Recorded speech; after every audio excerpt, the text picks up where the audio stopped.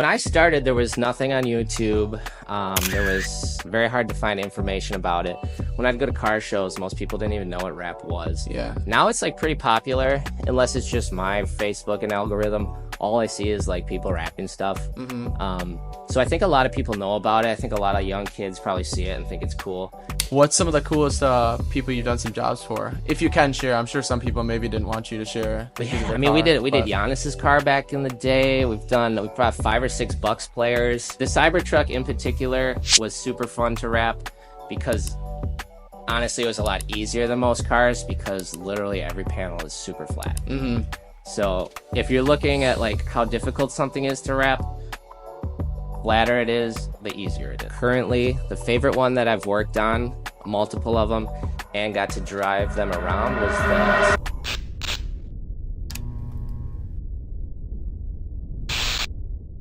Yep. So what's up? I'm Andrew at Diamond Graphics. Welcome to the shop. Heck yeah. Yeah, so the new Range Rovers are very, very finicky with all their computers and all their hardware, whatever, lithium batteries. So usually when we bring a car in the shop, we unplug it or we put on a tender. But for whatever reason, maybe I don't have the right tender, or for whatever reason, we just do not unplug them and we make sure they don't die. Because if they die, we have to flatbed them to a dealer to have them restarted. And there's nowhere to just plug in a tender. Like we learned that the hard way. There is spots for it, but there's multiple batteries. And unless, like, I have a super good mechanic, and unless maybe you have to buy a specific lithium battery charger from Range Rover, which would make sense. They would do something like that. But we had one die and we had to flatbed it to a dealer. So now we just take precaution and make sure they do not die. Turn them on every day or two. Yeah, let that them run sucks. for 10 minutes. So whoever's watching the video, you can see this one behind me is sick. It's got like a carbon package on it. There's another white one behind the cameras that is pretty sweet. We were just talking about like the new ones and the cool package. And this one behind me is like a first edition or first one. Yeah, so I'm not super familiar with Range Rover. This one is one of the most aggressive ones I've ever driven. I've driven like an SVR before. This one is SV Edition 1. So apparently there's only 600 in the world. Obviously, it's got a lot of exposed carbon. The inside's super nice. Even the badges are carbon, which is super unique. Yeah. But when you drive it, I drove it from the customer's house here. It like crackled and popped when you took it down the road, which for a Range Rover, I was kind of surprised. So I would definitely rock that car. Do you do a lot of pickups like at people's houses, or do most people bring stuff here? It depends on the client. Most people drop them off. But if it's, if they have a special request or whatever, I'll go pick it up for them. Yeah. Sometimes people trailer them here, but that's kind of overkill if they live within the state. Okay. So just depends how busy the client is, how many cars they have, things like that. Yeah. If one person brings like one car, do they usually bring like other cars and have like a collection usually? I would say, our service is a little bit more high end. Obviously, it's not something you need. It's something you want to like kind of look cool. So you probably are a car enthusiast. You probably like customizing your stuff. So usually if a customer bring one car, they'll come back and bring their other car. Yeah. That's definitely happens quite often. Gotcha. Did it start with like all luxury cars, or let's take it back to like when you started the company kind of? So like day one, I was in high school and obsessed with cars. So I've always loved cars. As a kid, I was at like Hot Wheel cars. I'd watch like Pimp My Ride. Okay. Like West Coast Customs. That was my yeah. dream. That was my dream for sure. Got to high school. I bought an STI. I took the wing off and there was like holes in the trunk where the wing was. And my buddy's like, why don't you put some vinyl on it? I had no idea what he was talking about. I didn't know what it was. So I like Googled all around where to get some. Again, this is like 10, 15 years ago. So there was no vinyl shops around. So I bought some vinyl on eBay and then put on my own trunk. So, oh, that's cool. Then my friends would ask me to do it. So just kind of started from there. Went to college for like 2 years just because I thought that's what you were supposed to do. Yeah. And then I started a Facebook page, called it a business, and I kept getting like leads from it. Okay. But it was mostly just like hood wraps. So on like a white car, make the hood or the roof black. Oh, okay. So I did a ton of those forever. Huh. And that's pretty much where I started. Yep. Just doing the roofs and the hoods. Yep. How'd you get like a gauge for like quoting and stuff? Because I know with business owners, like when they start, like you don't know what to price your services at. Yeah. Honestly, when I was first starting out, I had no idea either. Yeah. Now, if you're into wrapping, it's much more popular now. So you can go online, you can look at other shops, you Okay. can look at YouTube tutorials. Back then, there really was not a lot of information. So I would guesstimate how many hours it would take me and Okay. material and just base it off that. Okay. But one thing I think I did correctly was I always kind of charged a premium, but then made sure the work was quality and Okay. kept that standard going throughout the whole process. So, Gotcha. And yeah. did you start just at your house where you grew up? Yeah, Yeah. I mean, I was like I said, I was in college, so I didn't have a garage. I would go to other people's house. I would do mobile. So I would Oh, go to okay. their house, wrap their roof. And then when that started taking off a little bit, I made like business cards on Vistaprint and I'd go to every single dealership and just tell them Oh, what I did. So I did a lot of dealership work for a while, which made me look legitimate, I guess, in the eyes of other dealerships. Because once I got one dealership, I could be like, hey, that dealership's doing this. Why don't you do this as well? yeah. Because then they can upsell it. Huh. So that's where I started, was pretty much all the dealerships on like Highway 100. So would you go to them and do all the services or just like, Yep. So we would do it in their wash bays. They would bring okay. cars. They're like, all right, we got two Lexuses. They need black roofs on them. Huh. We would charge them $300 usually. Yeah. And then they would put it in their lease agreement, whatever, and they would charge 600 for it. Gotcha. So it was like a win-win for both of us. Right. But yeah, I always traveled. I never had a shop until recently. Okay. And let's talk about like getting the shop. What was the decision to get the shop? So I started mobile, like going everywhere, going all the different dealerships, people's houses, and that's fine. There's nothing wrong with that, but every condition or every garage you show up is different conditions, different Yeah. temperature, different lighting, different Mhm. how dirty it is. So then I would meet other car enthusiasts, business owners, whatever. So then I went to a Jeep customization shop. That was a big mechanic shop, and they gave me a little area to work. Ah. Nothing wrong with that. That was a good start. But it was very dirty because it's like a mechanic shop. Right. So there's dust everywhere, flying, that kind of yeah. stuff. So from there, then I subleased out of a detailing business for probably about 5 or 6 years, maybe even 6 or 7. But that worked out very well because they had a very clean shop. They did detailing, so everything was like real pristine. Uh-huh. But from there, so when I first started, it was just me and my buddy Joey, who we kind of started this in college. I spearheaded most of it, but he was always there. So it's just like me and him. So it was like easy to manage. We're in the detailing shop. Then COVID happened. Things kind of slowed down. Mm. He took a little break. I hired some other people.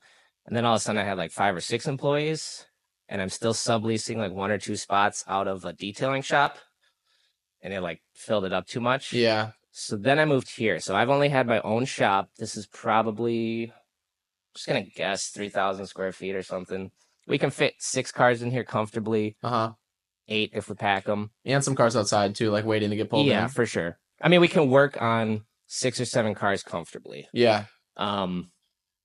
So I forgot where I was going with that. But so I've only had this for about 2 years.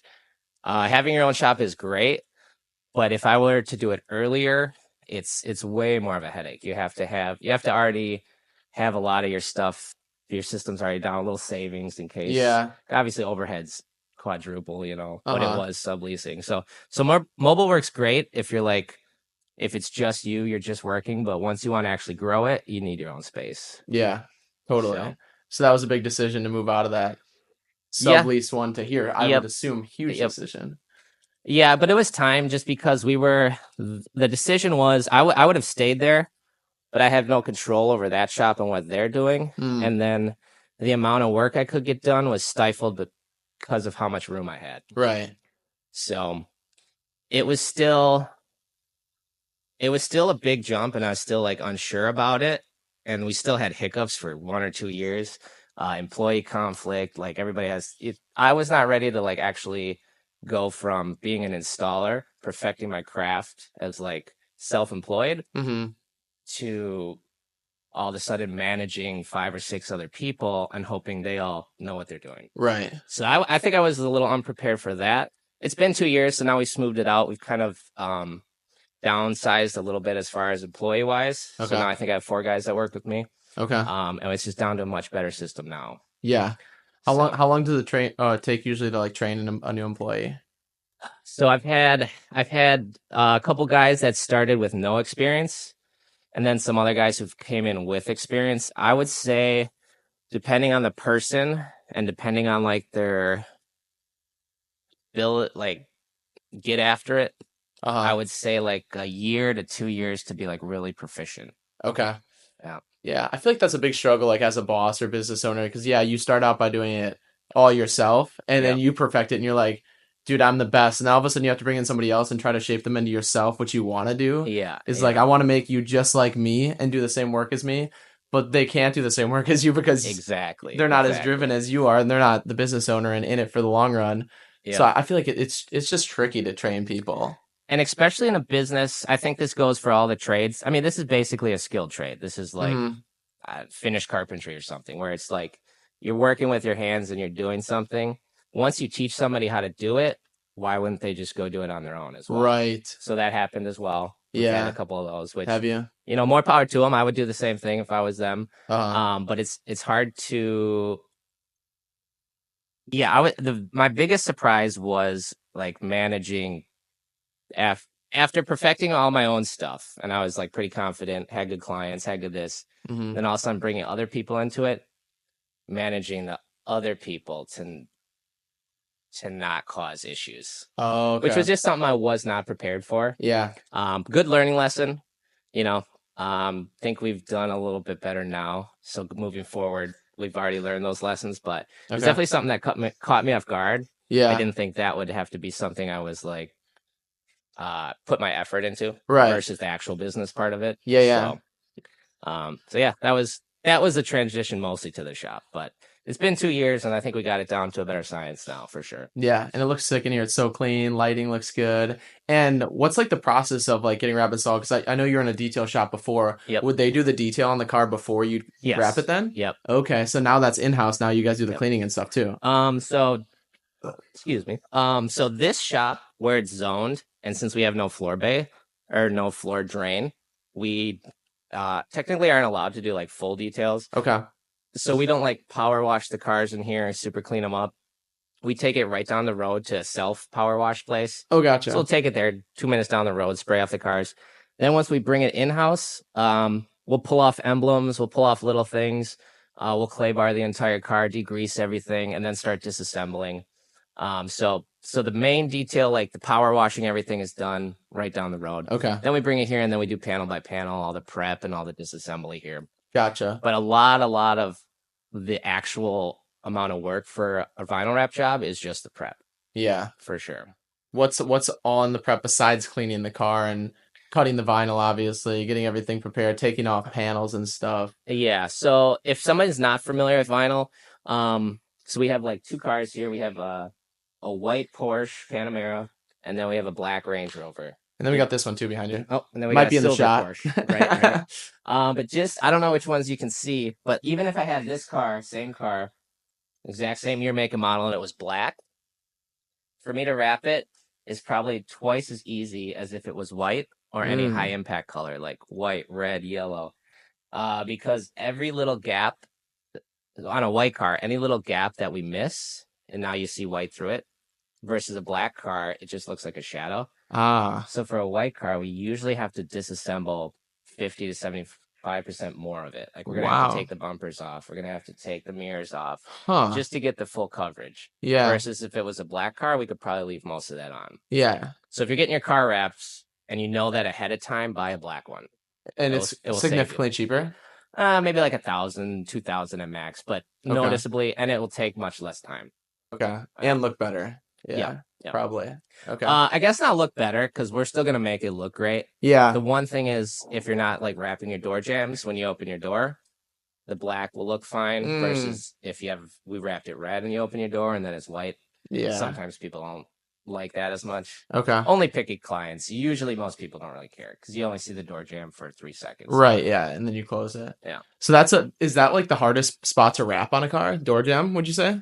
Yeah, so normally when we do a wrap, when we quote them out, it's just everything you see from the outside of the vehicle while it's closed. Okay. So I would say 95% of clients don't do door jams. Or like trunk, Yeah. hood. We do some Bucks players cars or like some really high end people who just they'll throw money at it and just they do everything. Mm-hmm. That's pretty uncommon, Okay. especially since the vinyl is not permanent. In Right. Wisconsin, if you daily drive it through all the seasons, it probably lasts for like 5 years. Okay. So it's not really worth like taking your doors off every time. Right. We even have some clients, it's almost like an outfit for your car. We almost have some clients who will like change it every year. Oh, really? Yep. Huh. So if you're doing that, there's no reason to wrap the door jambs. Right. Yeah, This would- totally. Yep. So What's like the most common car you'd say that you guys do? I would say the car we've done the most of are Teslas. Okay. Just because Teslas, for whatever reason, most people who wrap their cars are like car enthusiasts. Mm-hmm. You know, they have a cool car, they want it to look unique. Otherwise, people who buy Teslas, they know they're buying something a little bit different, and it only comes with so many options, and you can't add an exhaust on it. Right. You can only do so much, so changing the color of it is like a super easy way to just have it personalized. Huh. So we do a lot of Teslas here for sure. I would have never thought about that. Yeah, because I got the front of mine done and the front of my mom's done just like that little bit, just to Yep. be different. Yep. Because I see so many Model X's and they're just all white, and it's like mine's a little bit different with just like a little bit of teal. Yeah, exactly. It just makes it look cool and stands out. Yeah. And you recently did a Cybertruck we were chatting about before the podcast started. Yep. Talk about that a little bit. So I'm a super big fan of Teslas. I don't have one, but just because we wrap so many of them, and they tend to be a little bit easier because they're made like flatter than, let's say, like a Lamborghini, which has a lot of edges. Yeah. So the Cybertruck, it's kind of cool to see where wrap is going because the Cybertruck doesn't even come painted. It's just that exposed metal. Mm-hmm. So I think Elon even said, someone asked him about it. He said, well, just get it wrapped. Right? Yeah, if you want to color, yeah. Yeah, you can't paint it. I mean, maybe you could. I don't know, but I haven't seen anybody do it yet.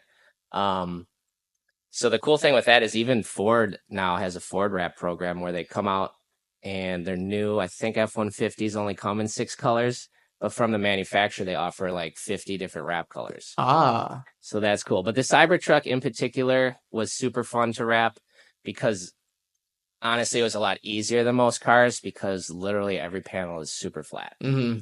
So if you're looking at like how difficult something is to wrap, flatter it is, the easier it is. Okay. Less edges and turns and stuff. The Cybertruck is literally flat everywhere.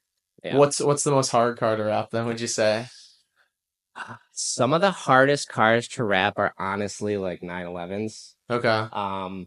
Just because almost everything is very round. Mm-hmm. And in particular, if you have to disassemble anything on this car, it's almost over-engineered. So to take the door handle or the mirror off, on most cars, you take the door handle off with like one nut on the side of the door, it pops off.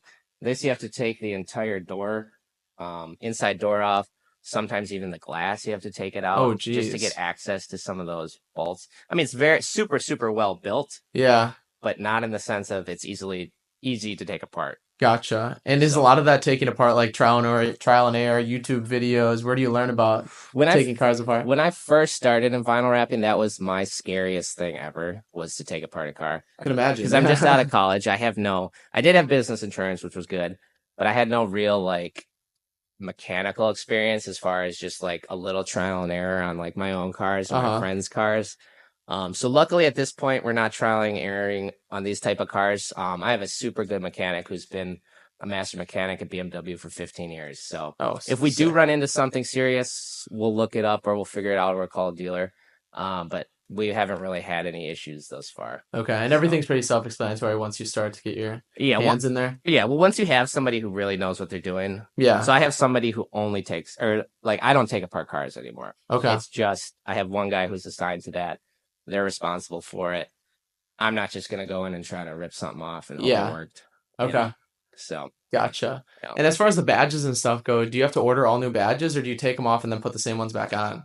Depends on the car, but 90% of the time we'll order new ones. Okay. I get a Porsche's right here. The hood emblem, 2 screws pops off. You can put it back on. Oh, really? But the back where it says the actual Porsche letters, buy new ones. That's stuck on? Yeah. Okay. Almost all emblems are just adhesive on the back. Gotcha. And do you just get that straight from Porsche? Yeah, you can get them a lot of the times if it's like not a crazy car, you can get them from Amazon or eBay, like Okay. Jeep logos or whatever. Tesla, Um, yeah, I'm sure, yeah. yeah, but if they are more specific specialty car, then yeah, you get it from the dealer. Okay. Gotcha. What's a crazy experience you've had while wrapping a car? Cool story. Um, well, we've got to wrap a lot of cool stuff. I would say some of the most unique ones. We do a lot of the F4 cars for Paps Racing. Oh, So they're Indy, I don't know if they're called Indy Light or F4, but they basically look like, mini F1 cars. yeah. So we'll go out to their facility where they have like 10 of them all lined up, all the different parts getting put on, and Huh. we just get to wrap them. So that's kind of fun. Yeah. Everything's full carbon, full exposed carbon. And then they Um, wrap it up. Are F1 cars like that too? The whole thing's carbon? I'm pretty sure any race car is always wrapped. Huh. I would be very surprised unless it's like a show race car. It's usually always Well, wrapped. I'd assume paint would be heavier as well. Probably. I don't know, but probably. Like we'll go out to Road America and they'll do like Super Trofeos, which is like the Lamborghinis or IMSA, and they'll call us down there and we'll wrap a couple fenders, hoods. They'll go out Okay. for a lap. They'll crash them. They'll come back and we'll rewrap them right away. What? Yeah. So Huh. so Road America is one of my favorite spots to go hang out and like do some work there for sure. Yeah, Because that's I love sick. cars, so race cars are always super cool. Heck yeah. And they're also they don't really care about the quality of it. They Yeah. want it to look good, but it's also going 150 miles an hour, Right. running into walls and stuff. So we just slap them on, send them back out. Huh. So So do they order those vinyl wraps? Like I'm thinking of like a wrap. It probably says like sponsors on the side of that. Do you guys do the designing of that too, or do they order the vinyl and then you just put it on? so usually with race cars, unless it's fully printed, normally it's just they'll have like two different, like let's say the race car is three colors. They just have three rolls of that color vinyl, Okay. and then all the stickers are separate. So it's Ah. just color, color, color, sticker, sticker, sticker. Okay. Yeah. So Huh. most of the time, that's usually what race cars are. Gotcha. Unless you see it and it's printed and it's like a full, I don't know, American flag or like a big eagle or something. Like a NASCAR probably or something. It's Yeah. probably the So full wrap. NASCAR, yeah, exactly. Huh. But a lot of the stuff at Road America that we specifically do is just multiple layers of different colors. And then stickers on top for Yep. sponsors and Sponsor stuff. stickers here and that. Gotcha. No. Okay. What's the benefit of choosing wrapping over painting? I mean, they're two totally different things. I guess what I tell um people that call me with like old custom classic cars that they're like rebuilding from the ground up and they Uh, want to wrap on it, I just tell them it's not worth it. Honestly, if you have like an old car that you're restoring and you want all the door jambs and you want everything perfect and you want a thick clear coat, just mhm. go get it painted Yeah. because that's gonna last forever. How long you take care of it, versus if you buy a brand new Lamborghini and you don't like the color, don't get it repainted. You're gonna kill the resale value of it. Mm, It's gonna be a fortune, right? So in that case, wrap it. okay. So it's almost like an outfit for your car, something custom. And again, it's not permanent. So if you Right. like to switch it up a lot, Yeah. that's the advantage over wrapping. But it doesn't necessarily replace paint. But I think for like the newer cars, it's gonna become more and more popular. Yeah. Totally. Yeah. So Yeah. I I would can say see that. honestly, most of the cars we wrap are usually a little bit newer. I mean, everything in here is brand new. Pretty much, yeah. Pretty much. Yeah. The new Range Rovers. Yeah. Those are pretty new Porsches. That's like a e-hybrid one or something like that. Yep. Yep. Huh. That's very, very cool. Yeah, Yeah. it's all new stuff. Because I was wondering, old cars I would assume are harder to wrap too because there's probably rust on them or something. Like you need that smooth, fresh Exactly. surface. Exactly. So I mean, we will wrap whatever. I mean, we're not like we don't care if you want it wrapped, we'll wrap it. But I Yeah. just give the client a realistic expectation. Mm. So an older car is also a lot harder to prep because it's way more dirty. Not even on the outside, but all the little cracks and seams and everything are just super caked on with dirt because it's some like in between a bumper or something. No one's ever gonna clean there, mm, literally ever. yeah. But honestly, if you do have a car, like I have a 2012 Volkswagen, right? So if you do have a like car you really do like and want to bring it back to life, it's not a bad option. Right. Just depends on your price point, what you want to put into it, and what you're expecting out of it. Gotcha. How do customers usually find you guys? Do you know? I would say I lucked out because I started this. I'm gonna say just about 10 years ago. I made a Facebook page called it a business. Yeah. And that was before there were really any other wrap shops in the area. Okay. So we kind of got a little bit of a social media following. Mm-hmm. I would wrap my V-dub and go to every car show I could and just like hand out business cards, meet everybody. We do the Milwaukee Auto Show. So at this point, I think we kind of have a little bit of an established, like people kind of know us, word of mouth, things like that. Yeah. But honestly, without social media, I don't think I would have started this business as easily as I did. Huh. So yeah, kind of give you that jump start. Yeah, I didn't even make I just had a Facebook page. I didn't even have a website till like 4 years ago. Really? Yeah, it was just all through Facebook and Instagram. And would people just DM you or call you? How would they get in contact with you? Well, I made the Facebook page like legitimate. I had my number on there, so I would always get phone calls and things like that. And then once you go to dealerships and give them your cards, they would start handing them out and this and that. So it was a lot of word of mouth and just getting to know the right people, a lot of networking, things like that. And then once they would find you and look at your previous work, then they would, legitimize you that way. So do you guys still do some of that work for the dealerships or not anymore? Honestly, owning my own shop, I can't really afford to go and travel and do a dealership work. Yeah. So I've kind of cut that part out, but they still all have my contact, and now they'll just send stuff here if they want it. Okay. So yes and no, much less. But we get a lot. We get a lot of referrals from Porsche. That's probably the biggest one is the Porsche dealerships, just because it's right down the road. Okay. But, yeah, and people buy new one. Yeah, we will do dealership work, but we just don't travel for it anymore. Okay, gotcha. Yep. What was the branch out? Why didn't you just keep doing all dealership instead of bringing customers on their own, bringing their own cars in? It's just more. We can take a little break if you want. No, you're good. Yeah, you're fine. Okay, cut it. But I would say dealerships. It's just more convenient to work out of your own shop because you can control the variables. Okay. So I know the temperature here. I know the lighting here. I know my tools are here. Yeah. So if you want a really good quality install, you do it here. Okay. Versus if I have to travel, I don't know what condition the car is in. I don't know what area am I installing it in. Right. Things like that.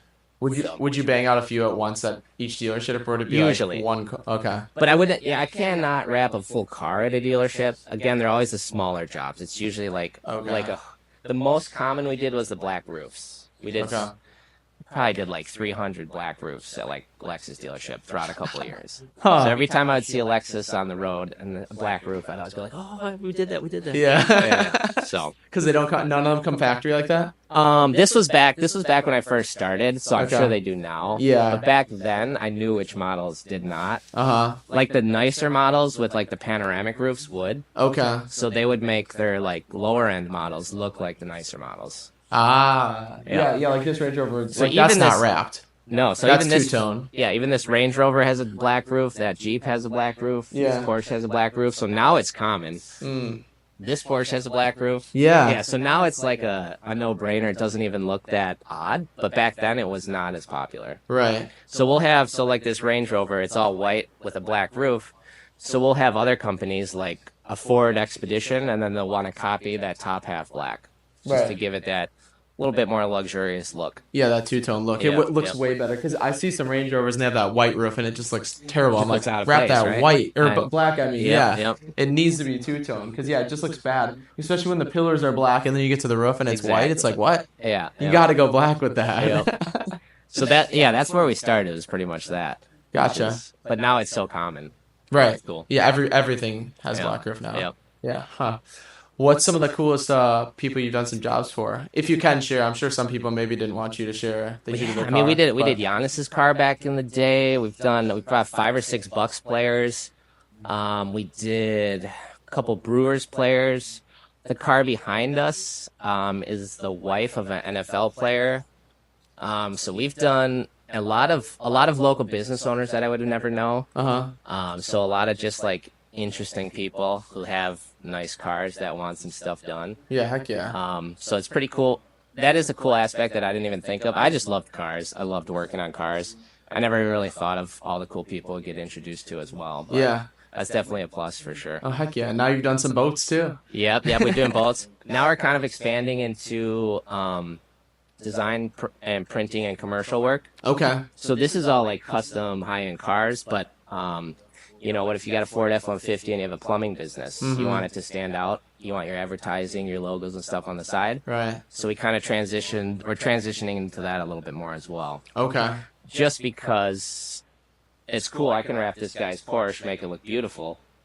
But if the guy down the road who's got a construction business has 15 Sprinter vans, that job's probably going to pay out a little bit better than this one. You know what I mean? So right. So do you order? That would be order the whole piece of vinyl that has the sponsors on it, or like their business and stuff. So for color change, you buy the film and it's just one color. Right. For commercial work, you buy a white roll and then you print whatever on it. So those are totally So you run it through a printer, or do you put like okay? So right now we don't have a printer. We just hooked up with a company 30 minutes down the road, Vinyl Graphics, PETA Vinyl Graphics. He has 3 full-time graphic designers, and then they have like 3 or 4 printers that are running all the time. So they're a production facility. So that's what they specialize in.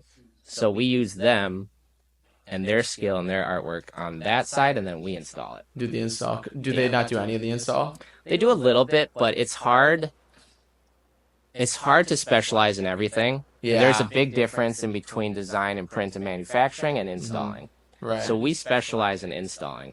It almost currently right now would not make sense for us to print. We'd just be spread too thin. Yeah. Quality on both sides would get lower. Right. So we sub it out to them. They get it to us. So it's still a win-win. Right. As of now. So makes sense. Yeah. Is that what the future you think of the company is? Go more so into that commercial side, but also keep the luxury cars and stuff? Yeah, the luxury cars are cool, and that's what I got into, and that's what I, had a passion for, got obsessed with. But it is a ton of work. Okay. It's a lot of work to make one of these cars look good. Yeah. So once I got this shop and started thinking of expanding, I'm still just getting my bearings on this size shop. But I think for the next expansion part would be more commercial, more larger fleet jobs and things like that. Yeah. I gotcha. Sure. You've done a few of those though already, haven't you? Yeah, definitely. But I feel like I don't quite know how to scale a business like this, just because you need so many skilled work, unless you start a franchise somehow or something like that. Which, again, you still need the people who are super skilled to do it. Versus commercial, you still need skilled installers, but the level of skill is not as high that's required for it, I guess. The jobs are a little simpler. Yeah, I guess. And you're messing around with Ford Sprinter vans, not $200,000 Porsches. So if you break a little piece of the side thing, it's $20, not $500. Right. Yeah. Totally. What's your favorite car that you've worked on? We've worked on a lot of cool stuff. I would say currently the favorite one that I've worked on, multiple of them, and got to drive them around was the 720S. Oh, yeah? McLaren 720S. Just because we've had 3, 4, or 5 of them in here for reps, and the customers let me drive it, pick them up from their house or drive them around, or even he's like, just go take it, see what it's like. So I've driven a couple of those, and out of everything I've driven so far, that has been the craziest car I've got to just whip around for a bit. Handling, fast speed. Scary. Really? I mean, the thing I like about the McLaren is you have a super good visibility because you're sitting in kind of like a dome, so you can see the road. Okay. I think it's a twin turbo V8, and it's rear wheel drive. So when you floor it, it shakes and wiggles, and then go. So it's scary. You gotta hold on and make sure you're going. But then you hit the brake, and the back wing goes up, and everything grabs. Oh. So yeah, a super ton of control. But just a freaking wild machine. A crazy car, yeah. I've seen a few of those. One of my buddies has one in Nashville. He got the top done black, so it's kind of like a UFO type of look. Nice, yeah. It looks sick. What were the wraps that you did on those couple that you did, if you know? We've done a bunch satin black, so I don't know if you can see that Range Rover. Yeah. But that is literally one of the most popular colors, hands down. Okay. So I think we did 1 or 2 of them satin black. Trying to remember, we did a bunch of accents, so stripes or pinstripes. So a lot of times people add yellow or red pinstripes around stuff. Okay. Mirrors, different color, or printed carbon fiber accents, things like that. Okay. But I want to say most of them were satin black. Huh. Yeah, I feel like that's such a common color though. Everybody wants that matte black look. You can't really go wrong with it. even though everybody has it, they have it for a reason. It looks great. It looks clean. Yeah, Yeah. yeah. How do you deal with I'm sure that scheduling and like getting cars in here at the right time, flipping them around and getting them done, has that been a struggle? And how do you like schedule everything out? Honestly, kind of. So, it is kind of like I don't want to say I'm new to this because I've been doing it for a while, but still, even I'm still learning, still growing.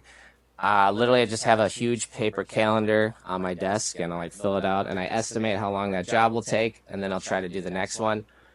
But most of the time, jobs will take a little bit longer than we think, and so then it's super easy to get backed up, Yeah. and then everything gets pushed back. So I've been working on that to get stuff out on time for sure. Okay. But it's hard to estimate how long a car will take if you've never done it before, Right. because it just has so many different variables. Yeah. But again, then if you switch that to the commercial side, like a Sprinter van, that's pretty cut and dry. You know what it's going to take. Mm-hmm. So Yeah. it's just with this custom, like high-end cars, because they're all a little bit different in their own way. But again, with Teslas, I have a pretty good time frame of what it's going to take me just because we've done so many of them. Yeah, you've done so many. They're pretty self-explanatory. Yep. You got Yep. the process down. Yep. Yeah, I think a lot of people, they don't see like, because I have a respect for it since I'm a business owner, like they don't see the back end work that's involved. Like Yeah. with running a business, like you're scheduling people to do the cars, Mm-hmm. you're scheduling the customer to bring the car in. Yep. Now you got to flip it around, and now somebody's complaining that their car's not done in a week. Yep. Like there's so many variables that people don't get to see from the outside. Yeah. The one thing I think I kind of handle, I really don't have almost any bad customer interactions because I'm pretty like upfront with them of what's going to go into the project. Okay. And then what I like to do is every couple days, if not every day, take a bunch of process shots and send them to them so they can see the progress of the car so they understand, oh, if it takes a couple more days, I know why, because I see how much has gone into it. Right. So I literally I've maybe had like one or two pissed off clients in the past 10 years. Almost everybody's super appreciative and really loves the work and is like happy and, oh, it took an extra day, no big deal. Right. So I lucked out in that area. Maybe it's just because of the industry I or think because so. I send them pictures or whatever. But so luckily I really don't have to deal with too many like bad clients, I guess. Yeah, and most, I'd say, probably some of these are daily drivers. I was gonna say some of these might just be part of their collection, so they don't even need the car like for the next couple weeks or month. That's true. I usually, now I know what to ask. A lot, I would say 50-50. I would say half of them are daily drivers. Okay. But when a client drops off, I ask them, okay, so this is your drop off date. This is when you get it back. Is this your only car? And if they say yes or no, like, yes, it is. I got a rental. I'll be like, okay, so this one has to go out then. And I have another one pulling up. Like, oh no, I got 3 more. So okay, I'm gonna prioritize the guy with the rental versus the guy who's got 3 other cars to drive. Yeah, makes So, sense. Totally. Or something. Yeah, I want to get I like the Plaid X. It's sick. I like the yoke steering wheel. My buddy has the Plaid S. Have you been in one yet or no? I've had a bunch. Yeah. Yeah. Have you drove it? Yeah, but I didn't launch it. Okay. Because I've like driven customer cars around a lot, but I've never launched them because I didn't know how to do it. Okay. So I would drive it and then just floor it. Yeah, and it's nuts, crazy, right? Crazy. Yeah. It like literally makes hurts your eyes my go head. blurry. Yeah. Like, oh, I know. I was in my buddy's and he's like, "All right, you ready?" And I was just in the passenger seat. He's like, "Woo!" It's like a roller coaster. Yeah. It's insane. And I just had so this body style, I don't know what it is even, like It's like a kinda hatchback. wagon. Yeah. Wagon. The Taycan, the electric version. Oh, of this, yeah. I whipped one of those. That was painful too. I was Really? like, Huh. Yeah, it was sick. I don't think I've ever been in one of those. I've heard they're fast as well, though. I mean, it's probably very comparable to the X. Yeah. I would assume. I think so. Just a little more refined because it's a Porsche, but Mm-hmm. Yeah. So clean. I love it. What's one of your dream cars that you want to buy in the future then? I would say like so I've had a STI, which was super fun. I've had like 4 or 5 GTIs. Now I have a Golf R. If I had some extra cash, right now all my money's going into the shop, into the business, but in a year or two, maybe once I have some money, I would probably get a Porsche, probably a Cayman or maybe like a Lotus. And then once I get some actual money, maybe get a McLaren probably. Okay. Or a Lambo. I always like Lambos. Do you like to like tune them up then too? Yeah, I mean, my Volkswagen always like stage 2. Yeah, I like them loud and obnoxious colors. Put some wheels on it. So yeah, if I could have a McLaren and tune it up a little bit, that would be pretty wild. Yeah, that'd be nuts. Definitely. Yeah, that car's Definitely. insane. Yeah. We were just talking about kind of like some advice. What would you have for people maybe that are starting a wrap shop? Some advice Well, you'd have for 'em? so now when I started, there was nothing on YouTube. There was very hard to find information about it. When I'd go to car shows, most people didn't even know what rap was. Yeah. Now it's like pretty popular, unless it's just my Facebook and algorithm. All I see is like people rapping stuff. So I think a lot of people know about it. I think a lot of young kids probably see it and think it's cool. So if I was like starting out or giving some advice for somebody who's just starting out, I would just buy some cheap vinyl and like play with it, see if you like the process of it, and then check out the different manufacturers like training classes. Okay. So like 3M has a training and certification class. Avery Dennison has a certification class. Go to some trainings, you know, see what it's about, see if you like it. And then if it is something you are really interested, again, just keep at it, get obsessed with it, keep working, keep practicing. I'd practice on your own car first for sure. Yeah. Because if you go to a bad wrap shop, you know, you can damage a car pretty easily. You can have knife marks, you can have broken pieces, you can damage a lot of things. So practice on your own car, and then start out with some of your friends' cars. Then take some trainings, things like that. And then they have like RapsCon, they have SEMAs, so they have big events that are industry specific where you can go meet all the different installers, different manufacturers, different trainers. So you can get a lot of information from those. Yeah. We actually just got back from RapsCon, was out in California this year, and we participated in a 3-day long competition with 17 different challenges. It was called the Rap Olympics. Okay. So it's 32 teams. I'm not sure if all the teams were there, but it was a bunch of different teams, 2-people teams, 3-day challenges, and then like you can get awards at the end, things like that. We actually placed second this year, which was pretty cool. Yeah, that's sick. Heck yeah. So if you are into the industry, if it is something you want to do, there's a lot of like events and trainings and stuff out there for you. So What was the challenges that you guys had to do? so there were, like I said, I think there were 17 different small challenges over 2 days. And they would be anywhere from like wrap a hood, but it was printed, so it had to be lined up correctly in like 10 minutes. Okay. So something like super hard to do where you're probably not going to do it, but it's just based off the time. So you have only 10 minutes to do it, and that's based off the quality you could do within that time.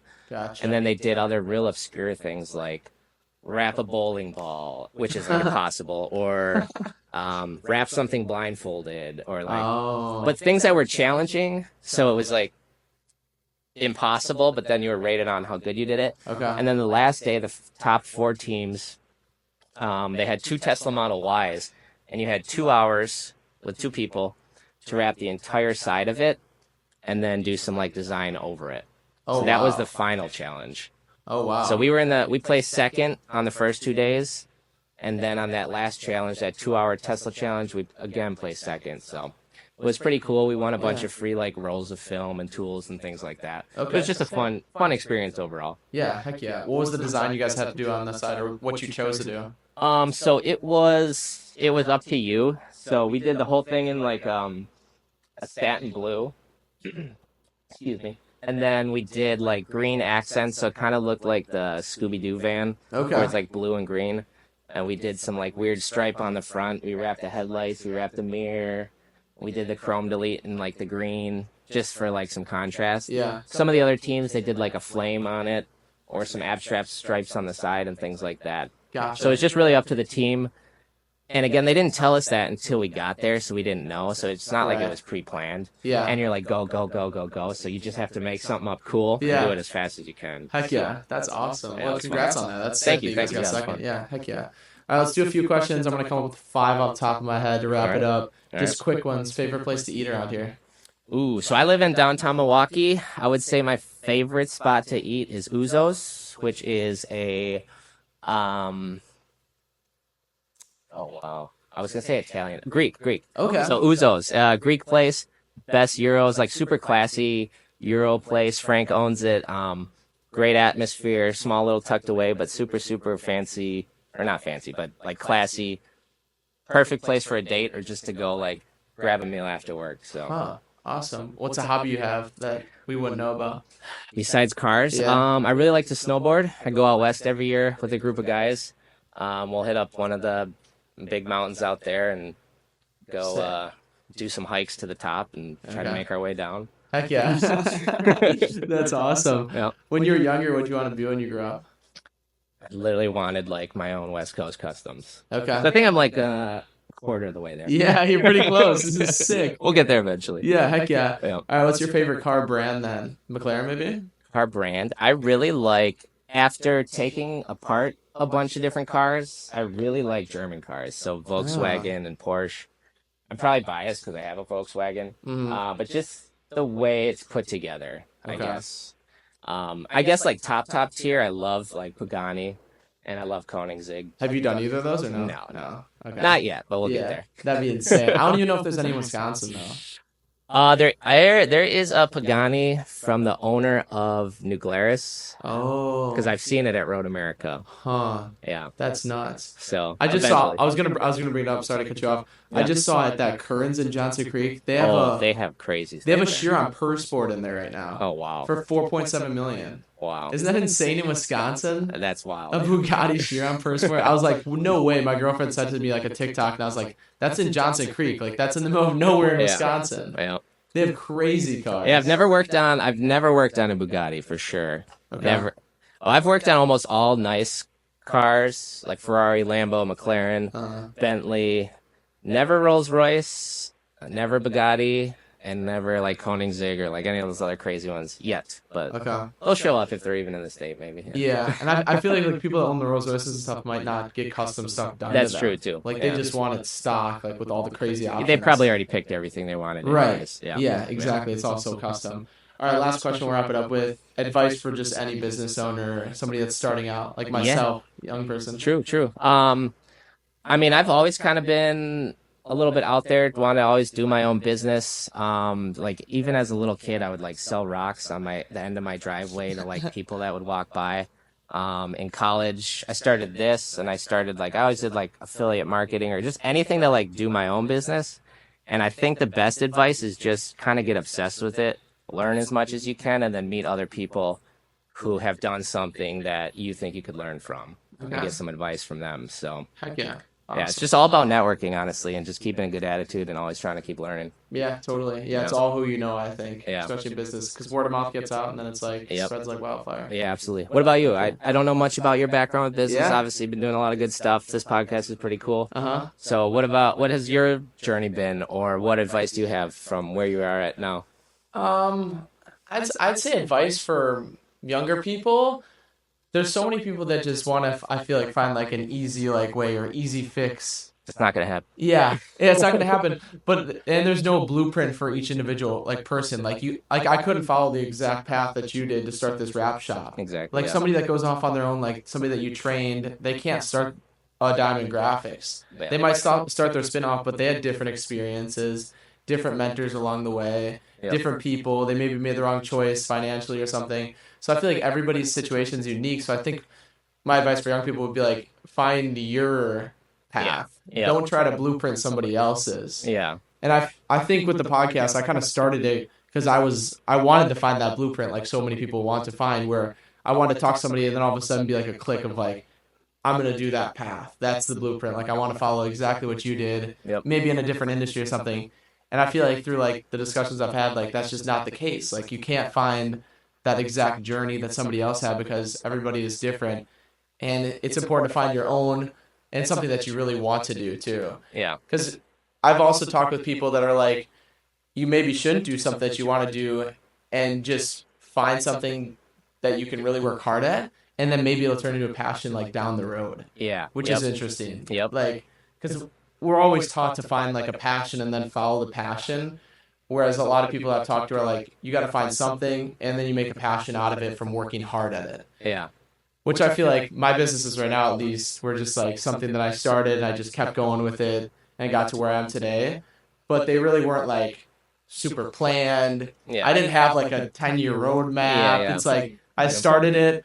Now I'm going to do this. I'm going to do this today. And it's like flying by the seat of my pants. Like, Yeah. just doing a bunch of random stuff. Yep. So I feel like, yeah, advice for young people is find your own thing. I think is super important to find like a path that's unique to you. Yeah, definitely. I think, for sure. Cool. Yeah, heck yeah. Well, that's a fun podcast, dude. Yeah, thank So you. fun. Thanks, Andrew. This was cool. This was Heck my yeah. first. I really enjoyed it. Yeah, and thanks for doing the cars and the boat. They Of look course. sick. Of course.